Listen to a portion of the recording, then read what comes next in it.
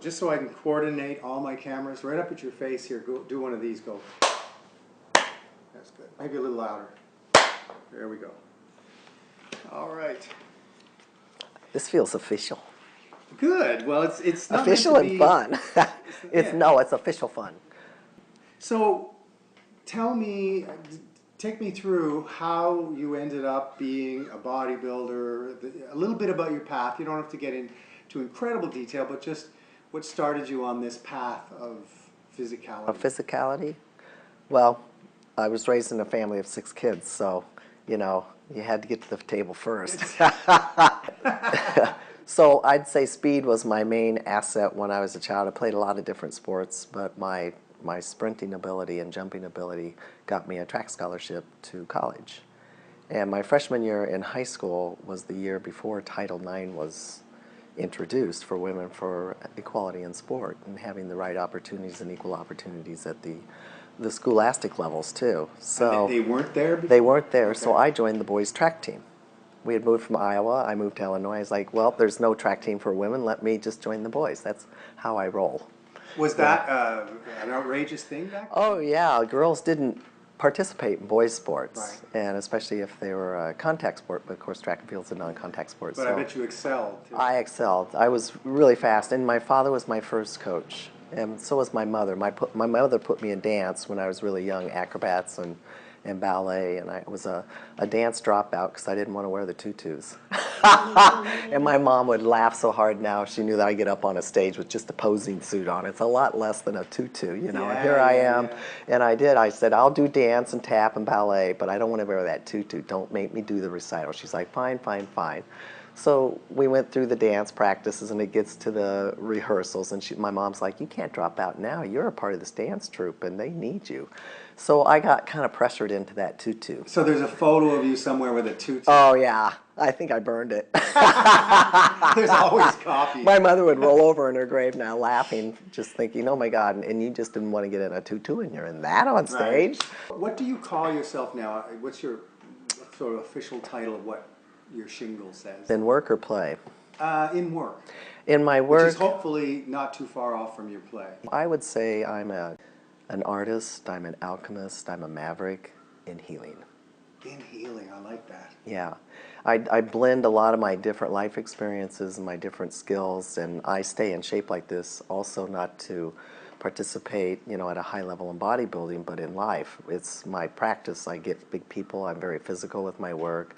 I've been doing holistic health, which is like a doctorate degree in massage therapy, over 1,000 hours of schooling, and 28 years of doing this, where I've learned more than I did in my classes, just with my clients. So what do you think what would testimonials, excuse me, to what you're doing, what do people say about it? You know, the testimonials through the years that I've gotten is I've had such a big impact on their life. It's not that they come in and I fix them. I actually I'm an educator to them of what they embody in their life, and where their pain stems from oftentimes isn't in the spot where they feel the pain in their body. And it can be emotional pain, and it can be psychological pain, and it can be physical pain, or spiritual pain that we embody. I call it issues with the tissues. And so I would say in my healing, I help people to just come to their true selves and feeling comfortable in their body and enjoying their body. No matter if they're overweight, it doesn't matter. I have very obese patients that come in and see me. They feel very comfortable with me because I see them for who they are becoming and not where they're stuck right now. And I don't get in pity parties with them on their issues. I will ask them what brings them in, and then I focus on what is working for them, and then how we get them even to a higher level from ordinary lifestyle to an extraordinary lifestyle through, you know, how they sleep, what they sleep on, if they sleep on their side, because how we sleep affects how we feel. Through their daily doings, what their job is. Are they sitting all the time, or are they in a physical job? Well, let's see how this all ties together. You know, are they married? Do they have children? Are they young children? The most trash people I work on are mothers of young children, because they're having to get them in and out of car seats, right, be up breastfeeding. I mean, it's the toughest job. I've worked on professional athletes, silicon executives, jet setters, you name it, children, and mothers, I would say, they, you know, their bodies. I'm like, if you can't get a nanny, bring the child in anyway. I've rocked kids in bassinets while I'm working on their mom.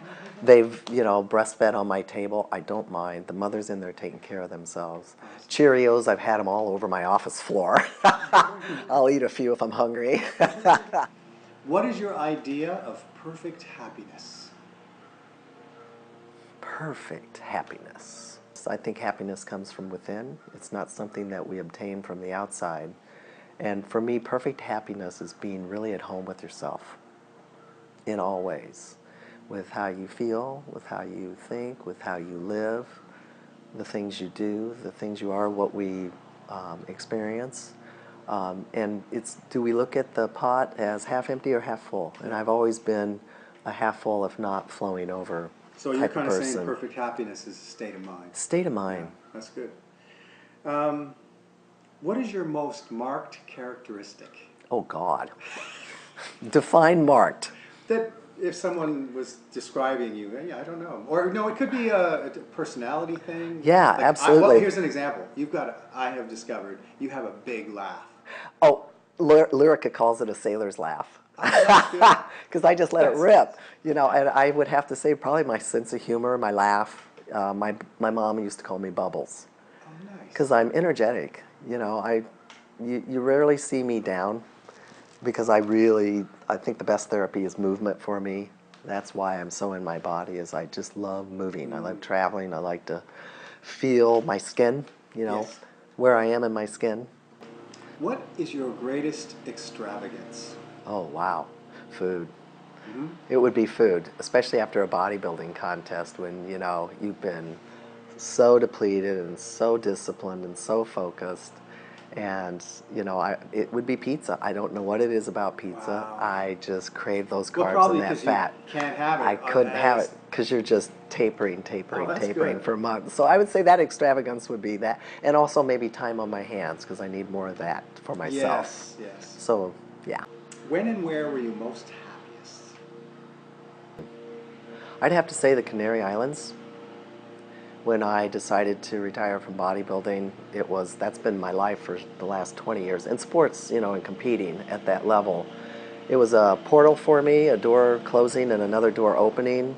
And it was being amongst my Abraham friends on the Canary Island cruise and just being who I am in total acceptance with and of others. And traveling, I love traveling. Mm-hmm. That was an awesome It was an awesome experience. I think that's, for me, was an That's a good epiphany of me coming home to myself on that Good. trip. Had more to do with me than the others that I was with, but they brought it out with me. What talent would you most like to have? Singing. A lot of people I say would that. love A lot of people say singing. And maybe playing the piano. Yeah? Yeah. I just think that something about music, it would be really as an fun. aside from this thing, I saw an interview once with this guy who said he'd been abducted by a UFO. And Yeah? he said, it was a bit of a long story, but he said at the end, they said to him, "We'd like to give you a gift. Is there anything you would like?" And I said, "I would love to be able to play the piano." And this guy is doing the interview, and there's a piano there, and he says, "Listen to this." And he turns around, and first he says, "Tell them, honey." And she goes, he did not know how to play the piano. And this guy started playing, it was like Liberace. Oh my God. These flourishes up and down the piano. Isn't that amazing? So if you're ever picked up by an alien, You know, I have for the voice and the... I don't doubt that story. I have seen, we can take a break if you want to at the motor. They'll be through here in about 5 minutes. You think? Okay, let's Yeah, stop here. We can take a little break. That's hilarious. What is your most treasured possession? Oh, wow. Treasured possession. I know, they're fun, aren't they? My memories. That's an awesome answer. Yeah, like I would have to that. say it's my memories, because I can go backwards and look in the rearview mirror on all the happy times which surpass the times of struggle. And at this point in my life, my times of struggle, I'm grateful for, because they have polished me to where I am right now. You know, the oyster doesn't develop without the irritation of the grain of sand in the shell. Amen. What's your favorite thing to do? Well, you know, I love working out as far as doing things. That's great. I love going to the gym and working out. And for some people, they're like, "Well, don't you get bored when you're in there?" I'm like, no, there's always something new to do, and how I am that day. Right. So it draws you. As it opposed draws to like, me. I gotta work out. You're like, Yeah, I wanna no, work out. it's what keeps me young. It Yeah. keeps me youthful. If I was going to pick a sport that really is the fountain of youth, it would be bodybuilding, because of the diet, because of the lifestyle, because it incorporates more than just the workout. And it also taps into my sense of spirituality, sense of self. It's my quiet time. I'm not in there, and my competition is me. Every year when I stepped on stage, my biggest competitor was myself, and just doing better than I had the year before, and just making my self-improvement a thing of progress and not digression like a lot of people, and as they get to 59 years of age, which I am, they start looking at, wow, what's not working? And me, I'm like, what can I get working better that's already working? Do you have a motto, words you live by? Yes. One step, one breath, one rep, one day at a time. I think I just heard the closer. Yeah. All right. Cool, huh? Yeah, I think we're good. Yeah, it was fun. Good. It's my life. Right. Let's call that a wrap. That's a wrap. That was fun, you guys.